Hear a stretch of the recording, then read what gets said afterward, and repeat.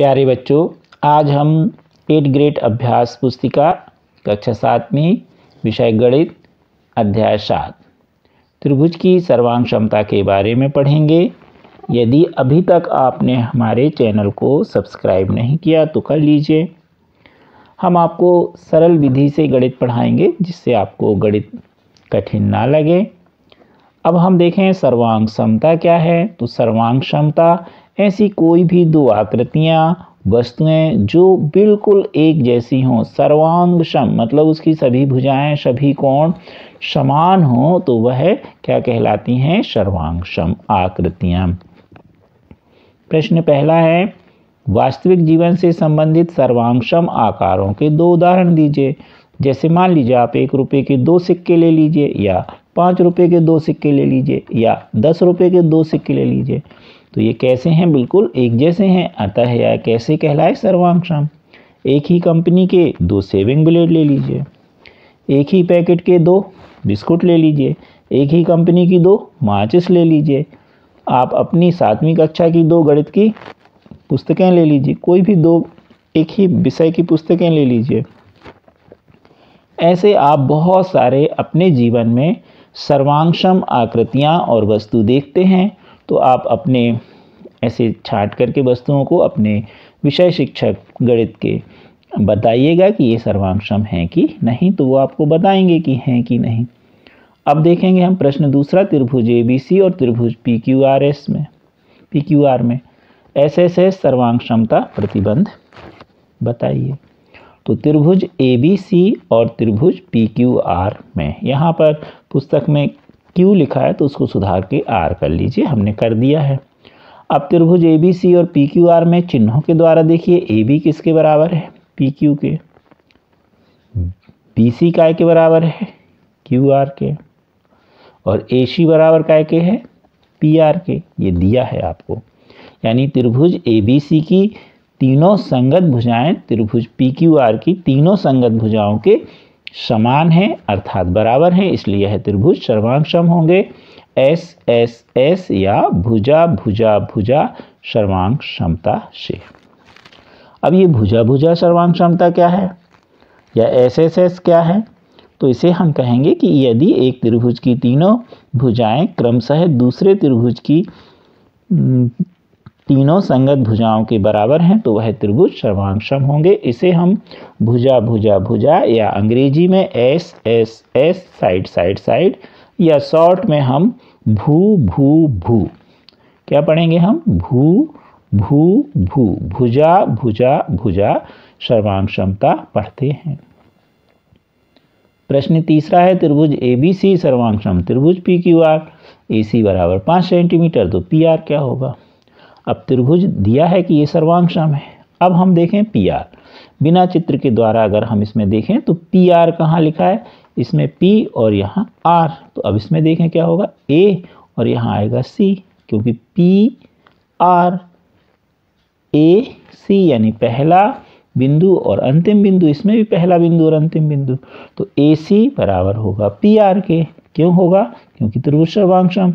तो यहाँ पर होगा, इसको पढ़ते हैं सर्वांग सम त्रिभुज के संगत अवयव। ये शॉर्ट में लिखा सातरी के श, तो इसको हम शॉर्ट में ऐसा पढ़ते हैं। अब आपको दिया है कि AC कितना है? 5 सेंटीमीटर। तो AC काय के बराबर है? PR के, तो PR भी 5 सेंटीमीटर होगा। तो इस तरह आपका उत्तर आ गया कि PR का मान 5 सेंटीमीटर होगा। प्रश्न चौथा, त्रिभुज PQR सर्वांग सम त्रिभुज DEF कोण R के संगत कोण बताइए। तो त्रिभुज सर्वांग सम है, ये आपको दिया है। अब यहाँ पर हम क्या ले रहे हैं? R कहाँ लिखा है? इसमें इस वाले PQR में अंत में R वाला बिंदु है, तो अंत में DEF में कौन है? F। तो R काय के बराबर होगा? F के। तो कोण R बराबर कोण F के, कारण वही सर्वांग सम त्रिभुज के संगत अवयव। अब हम देखेंगे प्रश्न अगला, 5वां प्रश्न, त्रिभुज DEF और त्रिभुज BCA है। तो त्रिभुज आपको बताना है BCA के उन भागों को लिखिए जो निम्न के संगत हैं। अब त्रिभुज DEF सर्वांग सम है त्रिभुज BCA के। तो हम देखें E, तो पहले वाले में देखें हम DEF में E बीच में लिखा है, तो यहाँ पर BCA में बीच में कौन लिखा है? C। तो यहाँ पर कोण ई काय के बराबर होगा, कोण सी के। अब देखें हम ई एफ, तो पहले हम इसमें देखें ई एफ, देखो हम जैसा कर्सर चला रहे हैं ई एफ ये है, तो यहाँ क्या होगा सी ए, तो ई एफ काय के बराबर होगा सी ए भुजा के। अब देखें हम कोण एफ, तो एफ लास्ट में लिखा है, तो यहाँ लास्ट में या अंत में तीन त्रिभुज के बिंदु में क्या लिखा है ए, तो एफ बराबर काय के होगा ए के, तो कोण एफ बराबर कोण ए के, ये संगत कहलाते हैं। तो इस प्रकार यहाँ पर हम कह सकते हैं कि ये त्रिभुज सर्वांगसम थे, तो उनके संगत अवयव कैसे होंगे, बराबर। कौन कौन से संगत होंगे ये हमने आपको बता दिया। प्रश्न 6वां देखें, एक त्रिभुज ए बी, नीचे जो आकृति दी गई है, आकृति में ए बी बराबर है डी सी के, ए डी बराबर है बी सी के, तो आपको बताना है कि त्रिभुज ए डी सी सर्वांगसम है त्रिभुज ए बी सी के।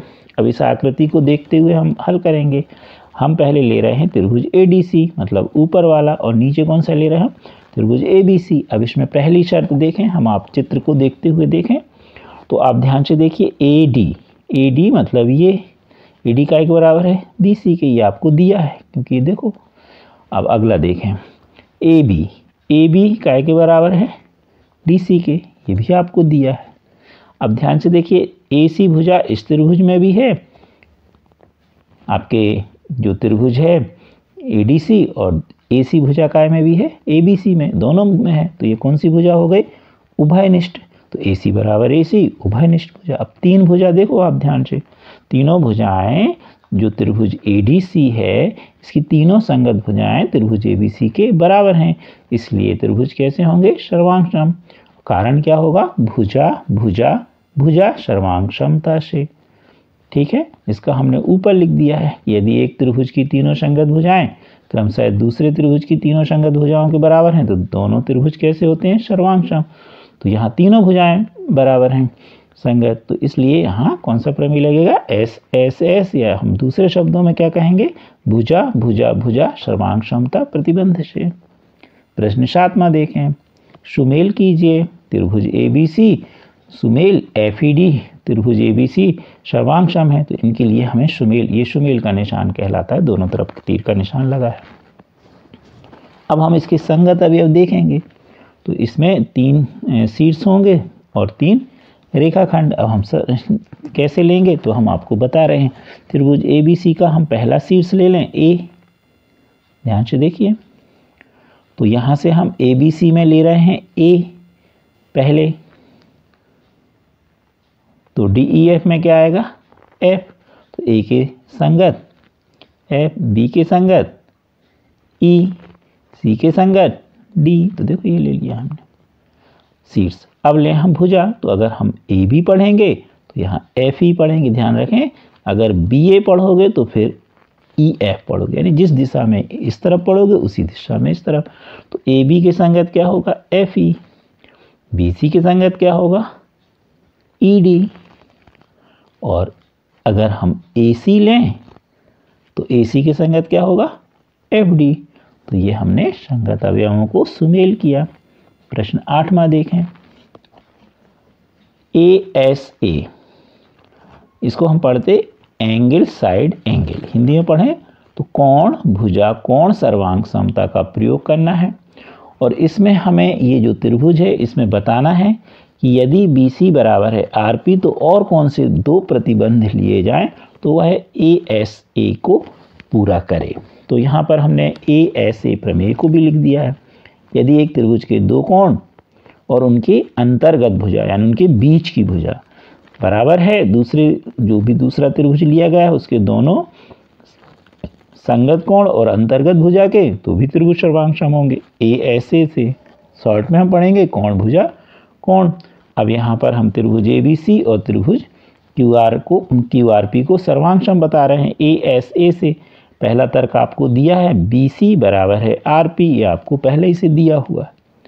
अब हम बी सी भुजा अगर लेते हैं किसमें, त्रिभुज ए बी सी में, तो बी सी भुजा पर कौन बनेगा बी और सी, और यहाँ पर हमने कौन सी भुजा ली आर पी, तो आर पी भुजा पे कौन से 2 कोण बनेंगे आर और पी, तब तो आर पी भुजा बीच में होगी।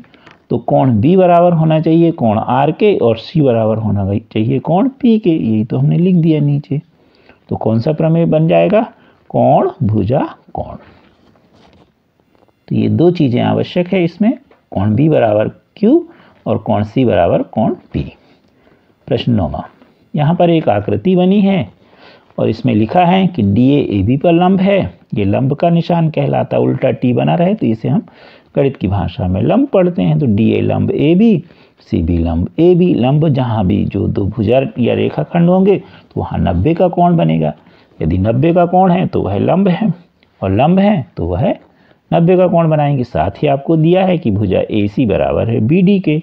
तो पहला है कि त्रिभुज ए बी सी और डी ए बी के बराबर भाग 3 युग्म लीजिए, बताइए। और फिर बाह्य इनमें से ए और बी में से कौन सा कथन सत्य है। तो अब ध्यान से देखिए, हम इस चित्र का प्रयोग करके आपको समझा रहे हैं।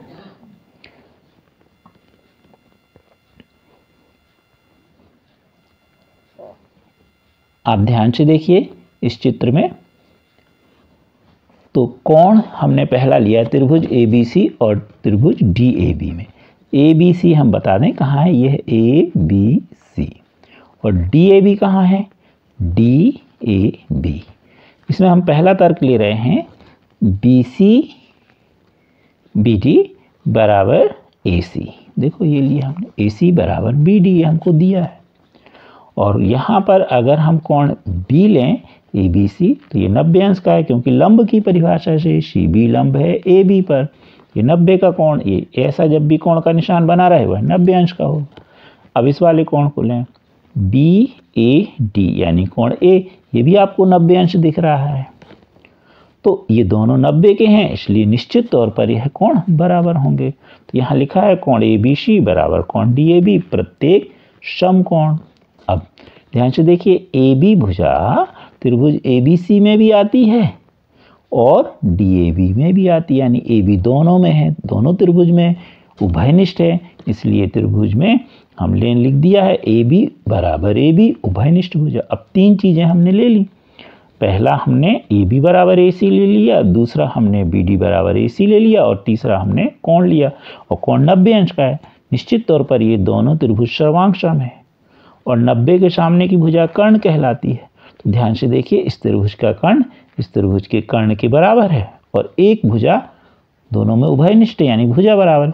तो जब भी 2 समकोण त्रिभुज हम लें और एक समकोण त्रिभुज का कर्ण और एक भुजा दूसरे त्रिभुज के कर्ण और एक भुजा के क्रमशः का मतलब उसके संग बराबर है, तो वो त्रिभुज सर्वांगसम होंगे। इसको हम अंग्रेजी में RHS थ्योरम बोलते हैं और हिंदी में हम कर्ण भुजा प्रमेय बोलते हैं। तो यहाँ पर यह त्रिभुज कैसे होंगे, त्रिभुज ए बी सी सर्वांगसम त्रिभुज बी ए डी RHS या कर्ण भुजा प्रतिबंध से। अब इसमें जो आंसर आपका 2 दिए थे उनमें से सही क्या है, त्रिभुज ए बी सी सर्वांगसम त्रिभुज बी ए डी। प्रश्न 10वां देखें। दी गई आकृति में क्या आप ASA कोण भुजा कोण सर्वांगसमता प्रतिबंध का प्रयोग करके यह निष्कर्ष निकाल सकते हैं कि त्रिभुज AOC सर्वांगसम त्रिभुज BOD। तो अब हम देखें, यहाँ पर हमको जो आकृति है इसमें हमें 2 त्रिभुज दिए हैं AOC और इसमें यह कोण C 70 का है और यह कोण जो आपका है 30 का है। अब यहाँ पर ये जो कटान बिंदु के द्वारा बना है BOD त्रिभुज, इसका यह कोण 70 है। यहाँ पर आपको कोई कोण नहीं दिया, तो ध्यान से देखिए शीर्षाभिमुख कोण है इसलिए यहाँ भी 30 अंश का होगा। साथ ही आपको भुजा बराबर दिए हैं, लेकिन यहाँ पर हम कौन सा प्रमेय का उपयोग कर रहे हैं, ASA यानी 2 कोण और उनके बीच की भुजा का प्रयोग हम करेंगे। तो ध्यान से देखिए, सबसे पहले हम देखें तो ये कोण है आपका 30, तो ये भी 30 होगा। अब इस त्रिभुज में हम ले रहे हैं OAC में और BOD में। कोण C काय के बराबर है, कोण D के, क्योंकि 70-70 दिया ही है। अब फिर से देखिए कोण AOC यानी ये वाला कोण बराबर है कोण BOD। क्लियर हो गई बात, यानी ये वाला कोण, तो ये वाला 30-30 के बराबर हो गया और ये वाला कोण 70-70 के बराबर हो गया। और कारण क्या हो गया यहाँ पर? शीर्षाभिमुख कोण। तो दो कोण तो बराबर हो गए। अब ध्यान से देखिए, ये 30 का, ये 70 का, इसलिए त्रिभुज AOC में ये वाला कोण कितने का होगा? तो 180 में से हम ये घटा देंगे। तो 180 में से घटाएंगे तो 70 धन 30 यानी 100 घटाने पर हमारे पास कितना आ गया? 80। तो कोण A आ गया 80 का। इसी तरह यहाँ पर कोण B कितने का आ जाएगा? 80 का। तो अब ध्यान से देखिए, कोण C काय के बराबर हो गया?